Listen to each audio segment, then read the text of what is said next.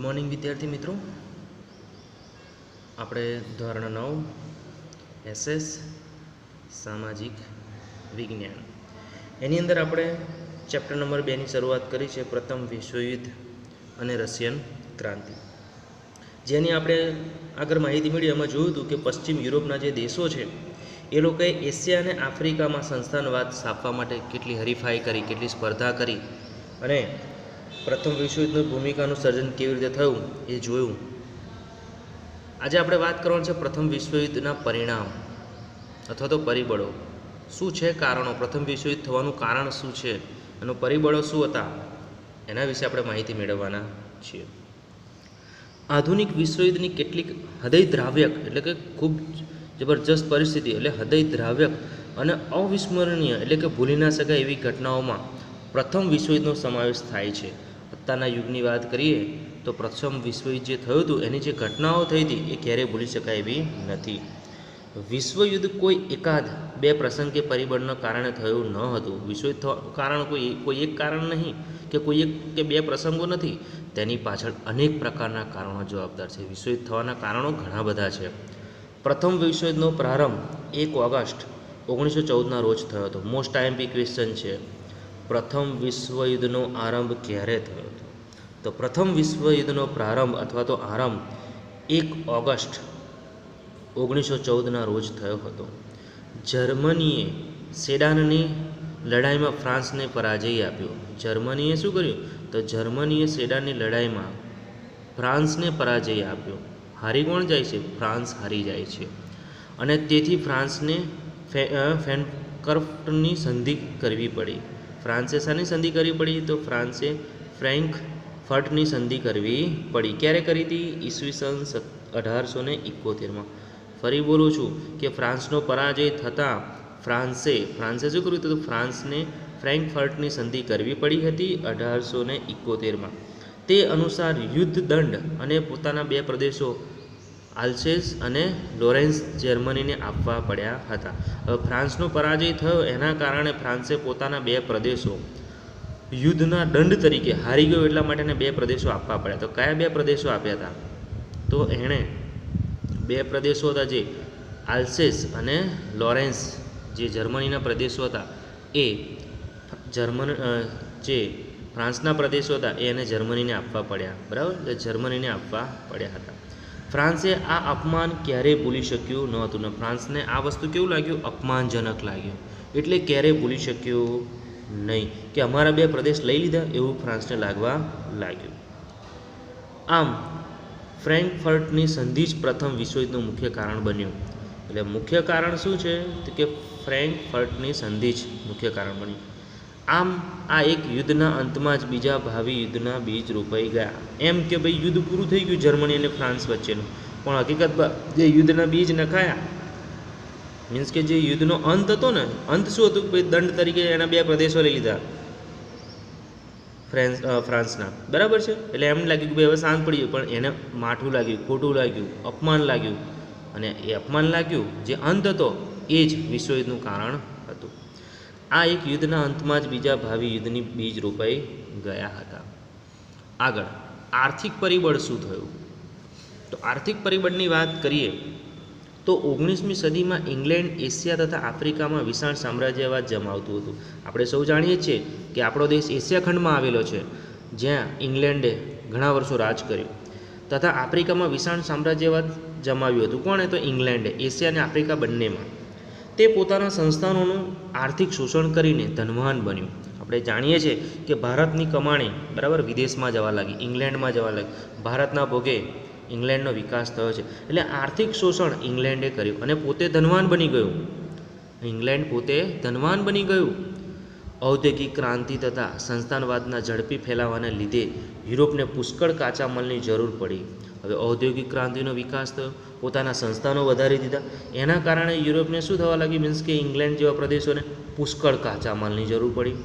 અને 19મી સદીની છેલ્લી 25માં શું કહે છે? 19મી સદીની છેલ્લી 25સીમાં જર્મનીએ એશિયા અને આફ્રિકામાં બજારો મેળવવા હરીફાઈ કરવા માંડી. હવે અહીંયા ઘડી ખરેખર જર્મનીએ તો ફ્રાન્સને જીતેલું, પણ ઇંગ્લેન્ડને જરૂર પડી. કાચા માલનું બજાર માટે, બરાબર છે. એટલે છેલ્લી 25મી જર્મનીએ એશિયા અને આફ્રિકામાં કબજો મેળવવા હરીફાઈ કરવા માંડી. એટલે એશિયાના જે પ્રદેશો હતા, જર્મનીએ શું કર્યું, એશિયા અને આફ્રિકામાં બજારો મેળવવા હરીફાઈ કરવા માંડી. એક બાજુ ઇંગ્લેન્ડ અને બીજી બાજુ જર્મની. જર્મનીએ ઇંગ્લેન્ડ તથા ફ્રાન્સની તુલનામાં સસ્તો માલ આપવા માંડ્યો. જર્મનીએ શું કર્યું, તો જર્મનીએ ઇંગ્લેન્ડ કરતાંય સસ્તો માલ કોને આપ્યો, ફ્રાન્સની તુલનામાં સસ્તો માલ આપવા માંડ્યો. એટલે અહીંયા આગળ જે જર્મની જે છે એ ઇંગ્લેન્ડ અને ફ્રાન્સ કરતાં સસ્તો માલ આ જે પ્રદેશો છે એશિયા આફ્રિકાના એમણે આલવાનું શરૂ કર્યું. તેણે એશિયા તથા આફ્રિકાના ઇંગ્લેન્ડ તથા ફ્રાન્સના બજારો આ રીતે તોડવા માંડ્યા. એટલે અહીંયા આગળ જર્મનીએ શું કર્યું, તો ઇંગ્લેન્ડ અને ફ્રાન્સના બજારો તોડ્યા. કેવી રીતે, તો કે એણે સસ્તો માલ પૂરો પાડ્યો. પરિણામે શું થયું, એક બાજુ જર્મની તથા બીજી બાજુ ઇંગ્લેન્ડ વચ્ચે તીવ્ર આર્થિક સ્પર્ધાઓ શરૂ થઈ ગઈ. કારણ કે જર્મનીનો માલ સસ્તો હતો, ઇંગ્લેન્ડનો માલ મોંઘો હતો, એટલે વધારે માલ સામાન કોનો વેચાય, તો જર્મનીનો વેચાય, જ્યારે ઇંગ્લેન્ડનો ઓછો, એટલે આર્થિક સ્પર્ધા વધી ગઈ બંને વચ્ચે. એટલે આ પણ એક કહી શકાય કે એના કારણે હરીફાઈ થઈને સ્પર્ધા થાય ત્યાં આગળ યુદ્ધ હોય જ, બરાબર. એટલે આર્થિક પરિબળ થયું. એટલે પહેલો પોઈન્ટ આપણે કહી શકીએ કે આર્થિક પરિબળ. મુખ્ય કારણ તો આપણે જોયું હતું ફ્રાન્સને ફ્રેન્કની જે સંધિ હતી, ફ્રેન્ક કર્ફની, બરાબર. ત્રીજો પોઈન્ટ છે લશ્કરવાદ. તો યુરોપના રાષ્ટ્રો પર પ્રાદેશિક વિસ્તાર માટે જે હરીફાઈ થઈ તેના માટે લશ્કરી બળ આવશ્યક અને મહત્ત્વનું યુદ્ધ, બરાબર, મહત્ત્વનું હતું કે ભાઈ દરેક જે પ્રદેશ રાષ્ટ્રમાં પ્રદેશવાદનો વિસ્તાર ચાલી રહ્યો હતો, એટલે એના માટે હરીફાઈઓ થઈ અને માટે લશ્કરી બળ આવશ્યક થઈ ગયું કે ભાઈ તમારે યુદ્ધ જીતવું હોય તો તમારે લશ્કર વધારવું પડે. એટલે એ પણ એક મહત્ત્વનું કારણ છે. ઇંગ્લેન્ડ, ફ્રાન્સ, ઓસ્ટ્રેલિયા, રશિયા વગેરે રાષ્ટ્રોએ પોતાની સૈન્ય તાકાતમાં વધારવા માંડી. આ બધા જે દેશો હતા, ઇંગ્લેન્ડ, ફ્રાન્સ, ઓસ્ટ્રેલિયા, રશિયા, આ બધા દેશોએ પોતાની સૈન્યની જે તાકાતો હતી ને એ વધારવાની શરૂઆત કરી દીધી. જાપાન, બરાબર, જાપાન, ઇટાલી, જર્મની જેવા કેટલાક રાષ્ટ્રોમાં ફરજિયાત લશ્કરી તાલીમ શરૂ થઈ ગઈ.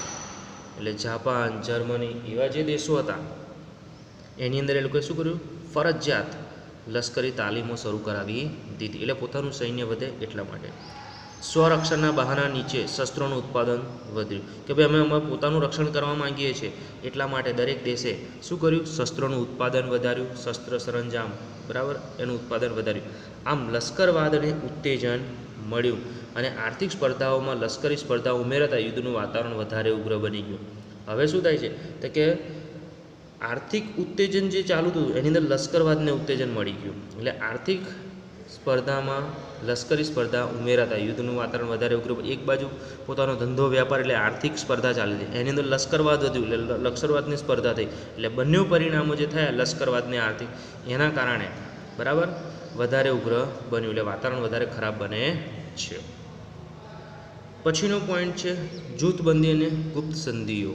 તો આ જૂથબંધી અને ગુપ્ત સંધિ શું કહે છે કે એક દેશ બીજા દેશો સાથે જોડાય.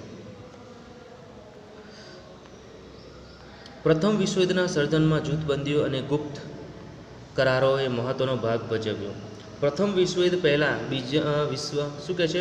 પ્રથમ વિશ્વયુદ્ધ પહેલાં વિશ્વ બે જૂથોમાં વહેંચાયેલું હતું. એક બાજુ જર્મની, ઓસ્ટ્રેલિયા, હેંગરી, બલ્ગેરિયા તથા તુર્કિસ્તાન જૂથ, જ્યારે બીજી તરફ કોણ હતું તો ઇંગ્લેન્ડ, ફ્રાન્સ, રશિયા તથા જાપાનનું જૂથ હતું. એટલે આપણે યાદ રાખવાનું કે પહેલું જૂથ કયું તો જર્મની, ઓસ્ટ્રેલિયા, હેંગરી, બલ્ગેરિયા તથા તુર્કસ્તાન. જ્યારે બીજું જૂથ કયું હતું તો બીજું જૂથ જે હતું એ ઇંગ્લેન્ડ, ફ્રાન્સ, રશિયા, જાપાનના જૂથો હતા. આ બંને જૂથો વચ્ચે શું થઈ, ઈર્ષા થઈ, એકબીજાની ઈર્ષા થવા લાગી, એકબીજાને નીચા દેખાડવાનો પ્રયત્ન કર્યો, દુશ્મનાવટ વધી ગઈ, શંકા કુશંકાઓ થયા, એકબીજાનો ભય લાગવા લાગ્યો, એકબીજાને તિરસ્કાર કરવાની શરૂઆત થઈ ગઈ. આ ભાવનાઓ જે પેદા થઈ, જે પ્રથમ વિશ્વયુદ્ધનું મહત્ત્વનું પરિબળ આપણે કહી શકીએ. એ પણ એક કારણ છે બીજા વિશ્વયુદ્ધ માટેનું, બરાબર.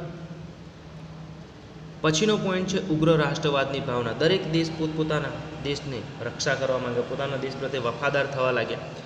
બેલ્જિયમ અને ગ્રીસની સ્વતંત્રતા તેમજ ઇટાલી અને જર્મનીનું એકીકરણ રાષ્ટ્રવાદના પરિણામે હતા. શું કહે છે કે બેલ્જિયમ અને ગ્રીસની સ્વતંત્રતા તેમજ ઇટાલી અને જર્મનીનું એકીકરણ એ રાષ્ટ્રવાદના શું હતા, પરિણામો હતા કે ભાઈ પોતે પોતાના રાષ્ટ્ર પ્રત્યે વફાદાર થવા લાગ્યા. પરંતુ ત્યારબાદ યુરોપમાં રાષ્ટ્રવાદની ભાવનાઓ ઉગ્ર બની, પોતાના રાષ્ટ્ર પ્રત્યે પ્રેમ વધે, લાગણી વધે, અને એનું કારણ ઉગ્ર અને સંકુચિત સ્વરૂપ ધારણ કર્યું. પોતે પોતાના દેશના રક્ષણ, પોતાના દેશના વિકાસ, પોતાના દેશના આર્થિક વિકાસ કરવાનું, તો એ પણ એક ઉગ્ર રાષ્ટ્રવાદની ભાવના જ કહી શકાય. યુરોપમાં આર્થિક ઈર્ષાઓ, ખેંચાતાણ, પ્રતિસ્પર્ધાઓ અને સામ્રાજ્યવાદ એટલો બધો વધી ગયો કે એકબીજાના રાષ્ટ્રના હિતો ટકાવવા લાગ્યા. કે ભાઈ એટલી બધી ઈર્ષાઓ થવા લાગી, એક બાજુ ખેંચતાણ વધવા લાગી, પ્રતિસ્પર્ધાઓ, એકબીજા સાથે સ્પર્ધાઓ થવા લાગી. સામ્રાજ્યવાદ, શું કહે છે, સામ્રાજ્યવાદ એટલો બધો વધી ગયો, એના કારણે એકબીજાના રાષ્ટ્રની હિતો ટકાવવા, કે ભાઈ પોતે પોતાના દેશને બચાવવા માંગે છે, પોતાના દેશના હિતો જે છે એ રક્ષણ છે કરવા માંગે છે.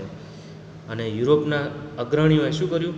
રાષ્ટ્રોએ પોતાના પ્રજાનો ઉગ્ર આક્રમક દેશભક્તિનો પાઠો ભણાવ્યા. દરેક દેશે શું કર્યું? કે ભાઈ પોતાના દેશનો દેશભક્તિના પાઠ, કે ભાઈ આપણા દેશની રક્ષણ કેવી રીતે કરી શકાય, આપણા દેશનો વિકાસ કેવી રીતે કરી શકાય, બીજાના દેશ કરતાં આગળ પોતાના દેશને કઈ રીતે લઈ જઈ શકાય, એ એમને સમજાવ્યું. એવા પાઠો ભણાવવામાં આવ્યા.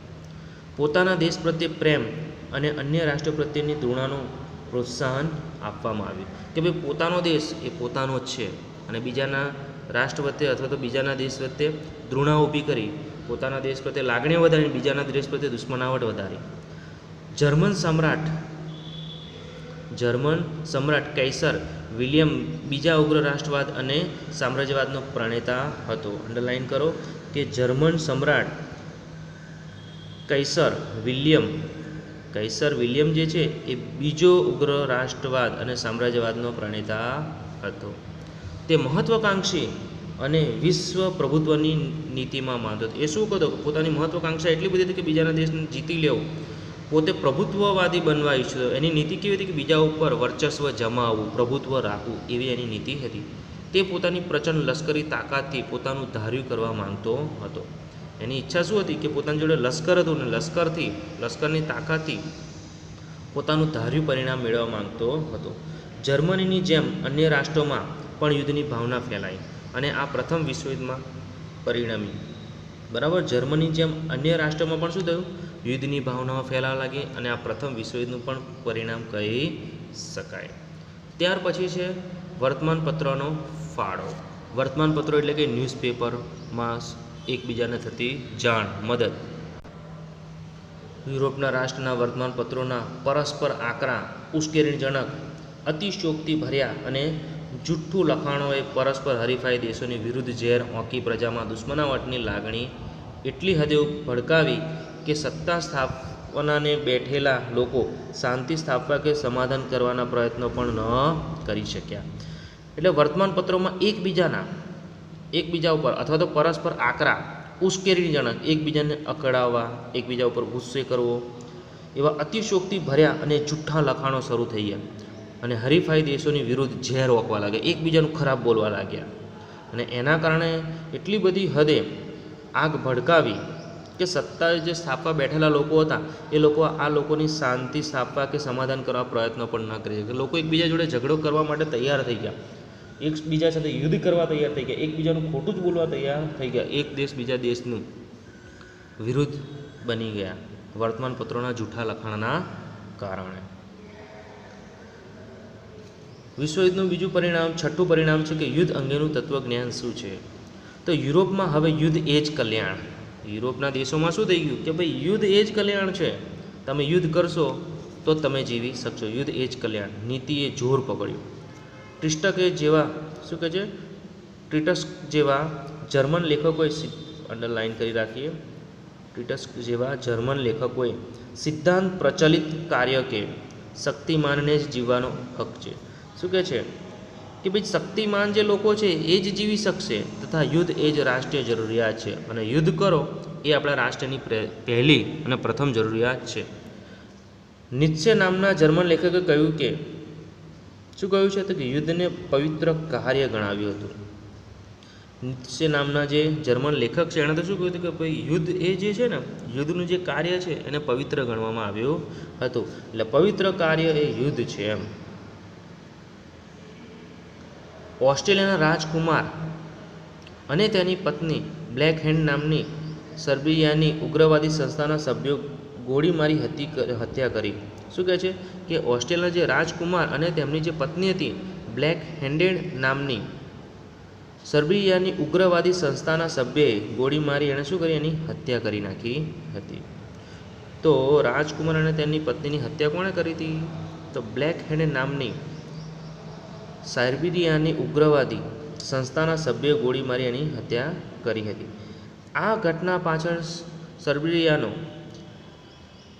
હાથ હોવાનો ઓસ્ટ્રેલિયાએ આક્ષેપ મૂક્યો અને 48 કલાકમાં તેના ગુનેગારને પકડીને ઓસ્ટ્રેલિયા સમક્ષ હાજર કરવાનું સર્બિયાને આખરી નામું આપ્યું. ભાઈ તમે 24 કલાકમાં એને હાજર કરી દો, 48 કલાકની અંદર એ વ્યક્તિને જેણે ગોળી મારી છે રાજકુમાર અને તેની પત્નીને, એને હાજર કરી દો 48 કલાકમાં, બરાબર, એવું ફરમાન બહાર પાડ્યું.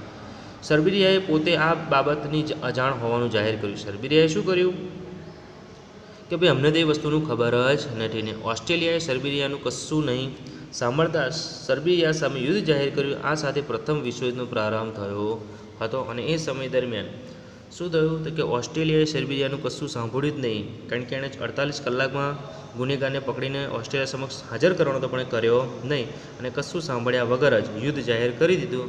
અને જે યુદ્ધ થયું એને પ્રથમ વિશ્વયુદ્ધનો પ્રારંભ ગણી શકાય છે. તો વિદ્યાર્થી મિત્રો, આપણે આજે પ્રથમ વિશ્વયુદ્ધના જે પરિણામો છે અથવા પરિબળો છે એના વિશે જોયું. પરિણામ નહીં પણ પરિબળો, એના પ્રથમ વિશ્વયુદ્ધના જે કારણો છે એ 6 કારણો વિશે આપણે માહિતી આજે મેળવી છે. નેક્સ્ટ ટાઈમ જ્યારે મળીશું ત્યારે આગળ ચર્ચા કરીશું. થેન્ક યુ, આભાર.